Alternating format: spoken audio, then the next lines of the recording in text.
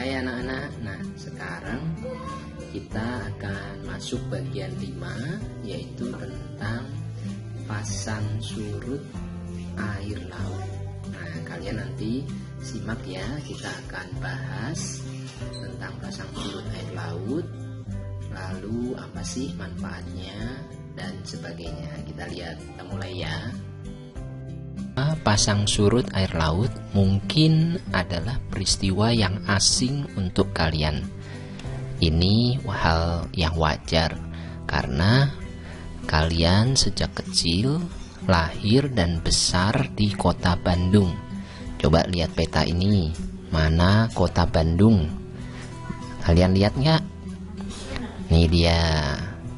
Nah, itu Bandung ada di tengah-tengah Pulau Jawa bagian barat. Jadi sudah pasti kita tidak merasakan peristiwa pasang ataupun surut air laut. Berbeda buat saya yang tumbuh besar di Jawa Tengah, di kota Semarang. Coba kalian lihat di peta, di mana kota Semarang? Dapat? Nih, ini dia kota Semarang. Kota Semarang ada di tepi utara, ya, langsung bersebelahan dengan Laut Jawa. Makanya peristiwa pasang surut, pasang naik tidak asing untuk saya. Nah, supaya lebih jelas, yuk kita simak apa sih pasang surut air laut ini. Ini ada ilustrasi dari penerbit Yudhistira. Simak tayangannya ya. Pasang surut air laut. Setiap hari air laut mengalami kenaikan dan penurunan permukaan secara rutin. Dalam satu hari, hal ini terjadi dalam selang waktu 12 jam atau tepatnya 12 jam 24 menit. Naik dan turunnya air laut yang terjadi setiap hari ini disebut pasang surut. Hal yang menjadi penyebab pasang surut adalah gaya tarik bulan terhadap bumi. Mari kita tinjau 3 bagian bumi yang ditandai titik A, B, dan C. Ketiganya memiliki jarak yang berbeda terhadap bulan. Di titik A, massa air laut tertarik oleh gravitasi bulan. Maka air laut cenderung meluap keluar ke arah bulan. Lempeng di bawah laut dari bumi juga seharusnya tertarik, tetapi tetap berada di tempatnya karena sifatnya lebih keras. Di titik C, massa air laut mengalami tarikan yang relatif lebih kecil daripada titik A atau B. Namun demikian, bumi secara keseluruhan akan tertarik juga. Akibatnya, terjadi kenaikan permukaan air laut juga di titik di seberang A. Jadi, secara keseluruhan, air laut akan berlimpah di A dan C, menyebabkan kenaikan permukaan laut yang disebut pasang laut. Air laut di D dan E menjadi berkurang, mengingat gaya tarik bulan yang relatif rendah di daerah ini, dan hal ini disebut surut. Pada umumnya, di setiap pantai, air pasang terjadi sekitar 12 jam, dan waktu antara air pasang dan surut memakan waktu 6 jam.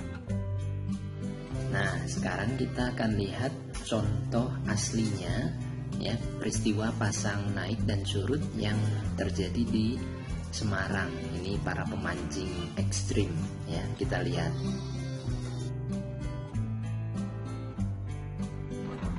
Nah, ini mereka sudah sampai di lokasi memancing. Tuh, kalian bisa lihat, itu sepinggang mereka karena ini sedang kondisi pasang. Mereka berdiri di tengah-tengah pembatas yang ada di laut.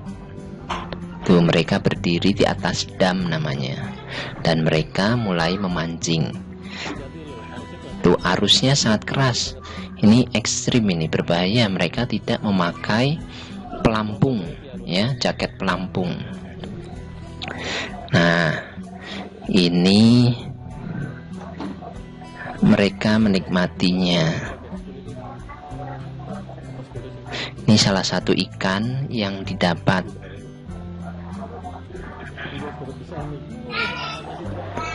Nah, anak-anak, setelah kurang lebih 3 jam memancing, sekarang ini pukul kurang lebih setengah 10 dan air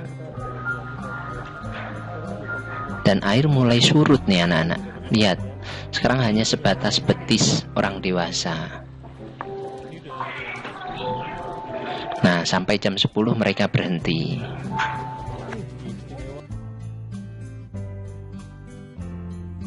Nah, ini di tempat yang sama di Dam Ijo Semarang. Sekarang kita akan lihat kondisi yang berbeda. Di video yang awal merasakan pasang lalu surut. Nah, sekarang kondisinya kebalikannya nih. Tembok yang mereka injak kelihatan karena laut sedang surut. Ya, jadi mereka bisa memancing lebih aman. Nah, ini pukul setengah 7 pagi. Nanti kita lihat setelah beberapa saat.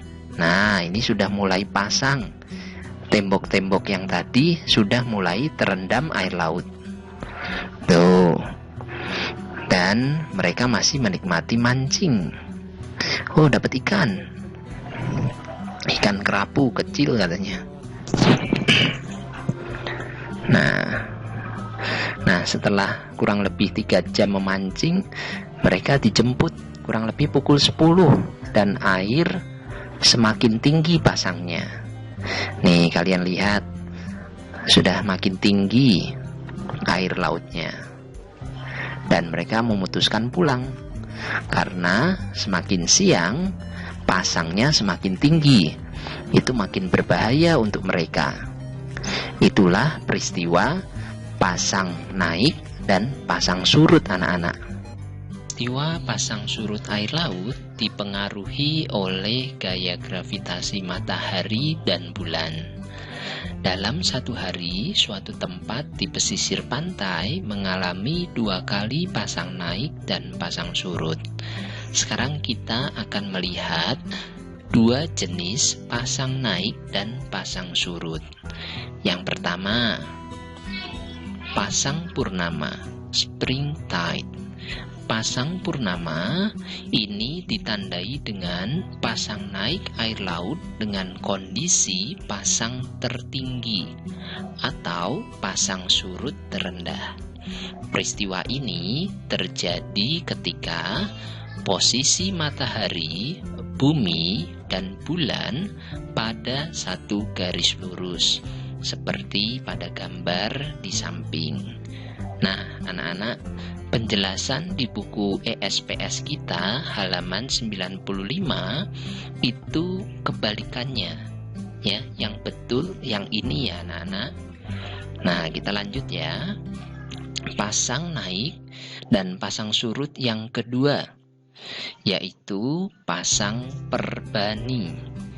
Kondisi pasang naik air laut dan pasang surutnya tidak sebesar ketika pasang purnama. Itu adalah pasang perbani. Kapan peristiwa ini terjadi? Ini terjadi ketika matahari, bumi, dan bulan pada posisi tegak lurus. Nih, seperti pada gambar. Matahari, bumi, bulan. Jadi tegak lurus.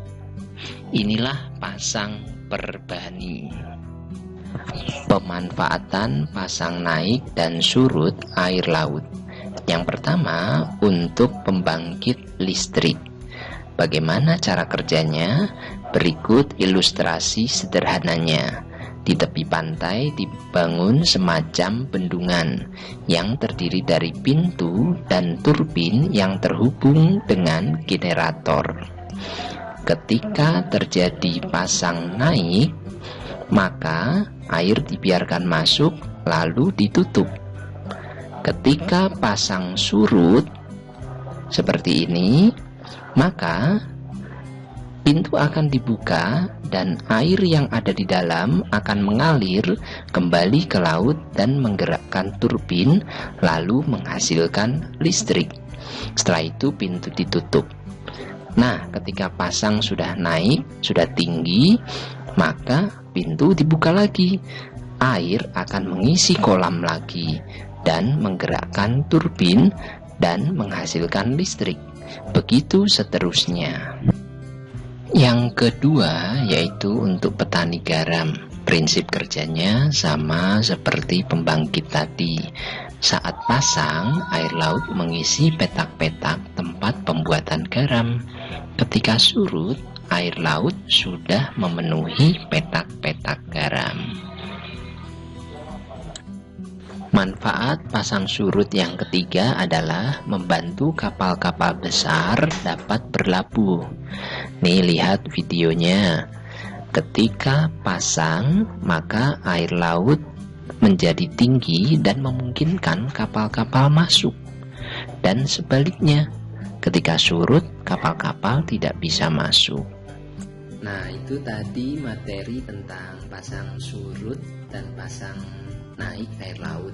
Sekarang kita akan lihat yang sistem penanggalan yang kita pakai sehari-hari.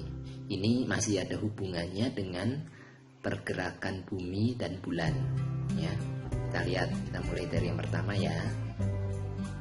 Sistem penanggalan, materi ini bisa kalian baca dari buku ESPS halaman 96. Mari kita mulai. Nah, anak-anak pernah lihat kalender seperti ini? Pasti ada yang pernah ya. Di sini banyak sekali angka-angka. Apa saja sih maksud dari angka-angka yang ada di kalender ini? Nah, yang pertama, nih, angka 1. Ini adalah kalender tahun Masehi. Kalender yang biasa kita gunakan sehari-hari. Dan orang-orang pada umumnya menggunakan kalender tahun Masehi. Yang kedua, yaitu tanggal 20, yaitu ini adalah tahun Jawa. Lalu ada lagi tanggal 20 juga, yaitu tahun Hijriah. Nah, yang ini, yang di tengah adalah tanggal 22 adalah kalender tradisional Cina. Nah, apa bedanya? Kita akan membahas 2, tahun Masehi dan tahun Hijriah. Kita mulai dari yang tahun Masehi ya. Tahun Masehi atau disebut juga Syamsiah, disebut juga tahun matahari atau surya. Nah, mengapa disebut tahun matahari? Karena penanggalannya berdasarkan revolusi bumi terhadap matahari. 1 kali berevolusi itu dianggap 1 tahun, yang lamanya adalah 365/4 hari. Tapi anak-anak, kita tidak pernah menemukan hari yang 1/4 kan? Maka sisa yang 1/4 itu dikumpulkan selama 4 tahun menjadi 1 hari. Dan 1 hari ini dimasukkan di bulan Februari. Jadi di bulan Februari yang semula 28 hari, setiap 4 tahun akan menjadi 29 hari. Seperti di tahun ini, tahun 2020. Bulan Februarinya berakhir pada tanggal 29 kan? Nah, total hari di tahun ini menjadi 366 hari. Nah, tahun yang spesial ini yang disebut dengan tahun Kabisat. Tahun Kabisat ini berulang setiap 4 tahun sekali.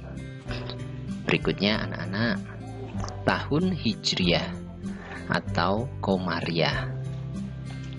Waktu yang diperlukan bumi untuk mengelilingi matahari adalah 12 kali waktu yang diperlukan bulan untuk mengelilingi bumi.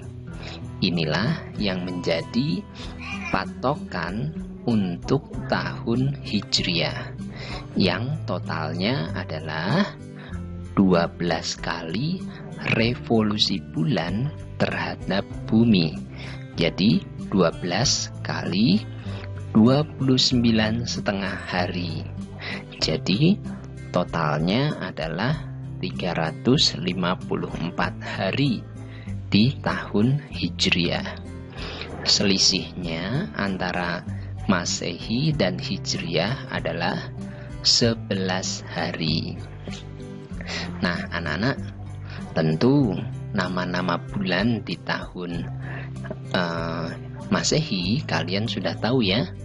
Januari, Februari, sampai Desember. Bagaimana dengan nama-nama bulan di tahun Hijriah? Buka bukumu halaman 96. Nah, anak-anak, demikian ini materi tentang pasang surut dan pasang naik dan juga sistem penanggalan. Untuk yang episode berikutnya, bagian ke-6, kita akan bahas yang terakhir tentang rotasi bumi dan revolusi bumi. Apa sih pengaruhnya bagi kehidupan kita sehari-hari? Ya, sampai jumpa di